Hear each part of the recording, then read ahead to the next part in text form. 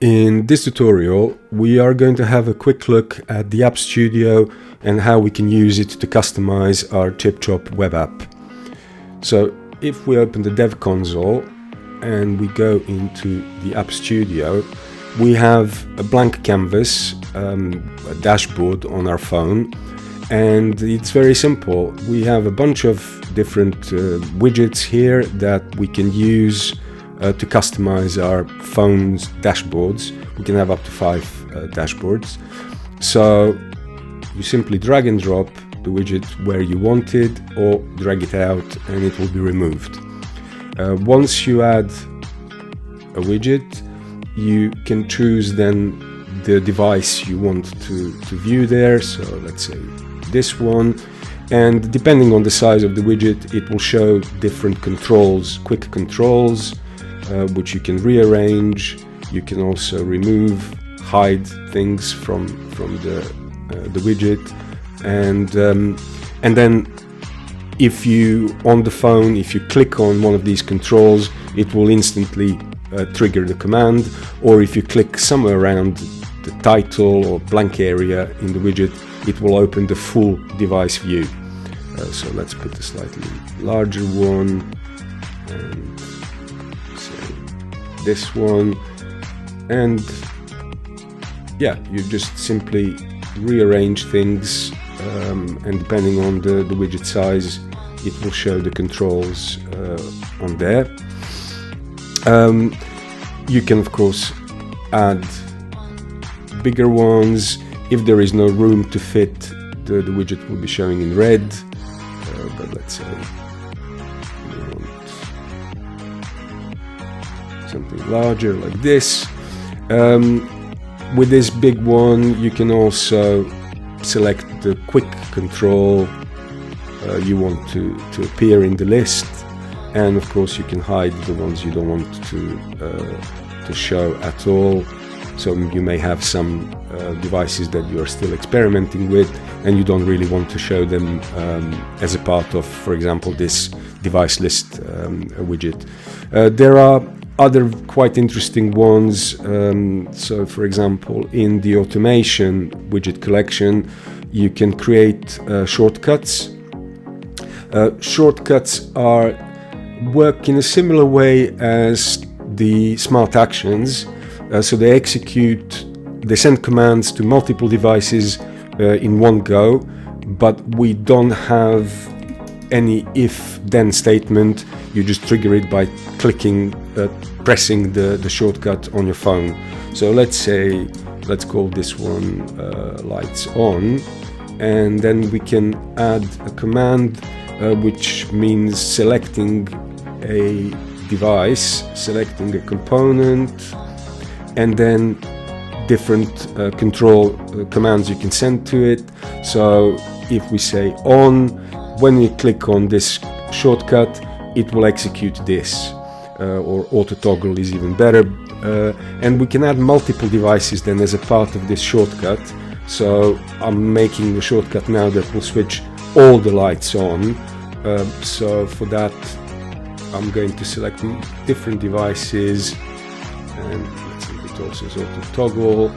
And what else do I have? A light, bedroom lights, and make this one also toggle.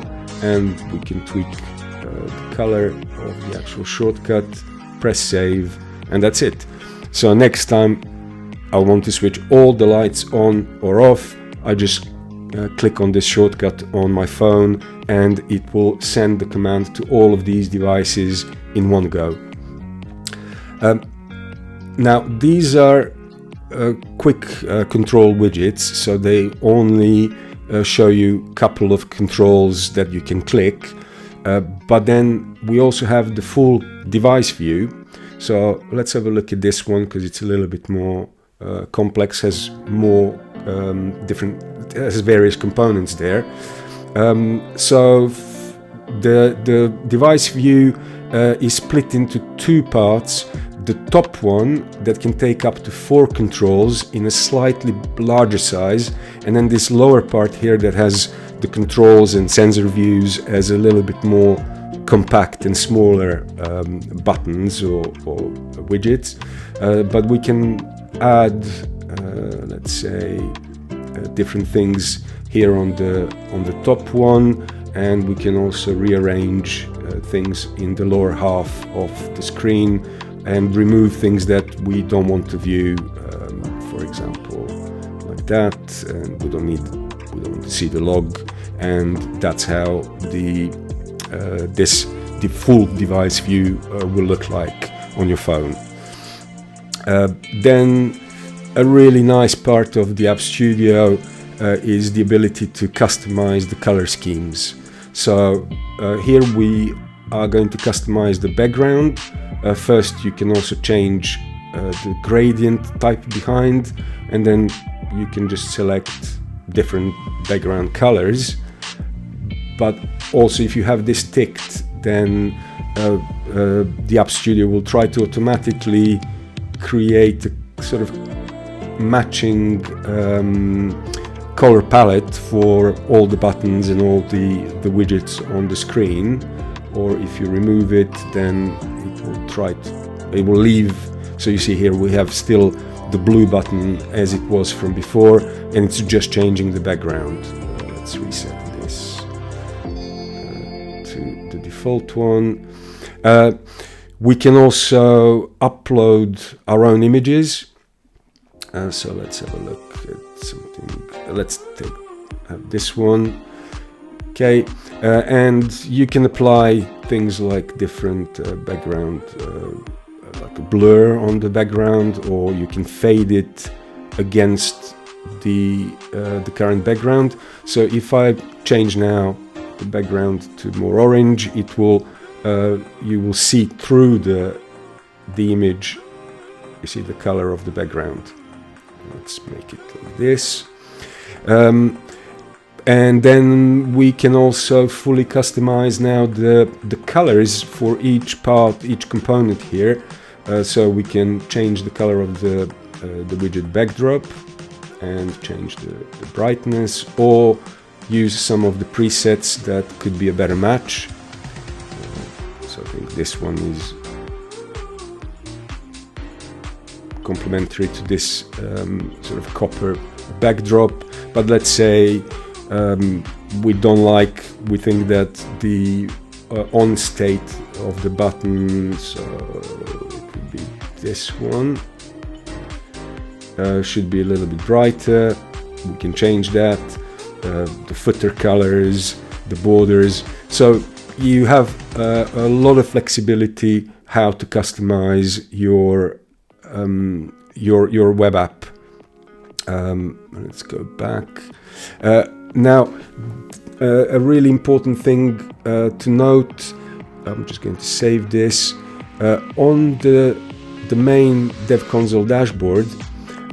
If we look at, for example, this device, the layout of how things are showing here in this control panel exactly match the device view we've just set in the App Studio. So remember that for this device house, we have a big temperature view here, and then we have motion sensor, lights, and alarm. If we go back into the App Studio in the device view, and we go back into this house device, if we, let's say, we remove this bit, this control, and put lights, and we rearrange things slightly here, if we save that and have a look at the dashboard again, here it is. So now we have the lights first, motion sensor, temperature, and alarm. So this is matching exactly the view how you've set it up in the App Studio. You have a little shortcut here where you can jump and customize the layout directly. So here it is.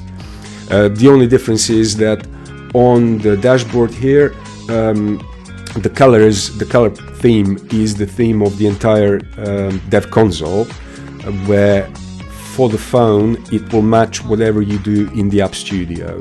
So let's go back into the themes and let's try a slightly different background. Let's use this one now, and let's go gray tones, and this is a quite good match. But let's say that this is too bright, we want it slightly darker, and here we go, we have a nice gray theme. And you can upload whatever picture you want for your background, or just simply delete it and just use colors. And that's about it. This is how you use your App Studio.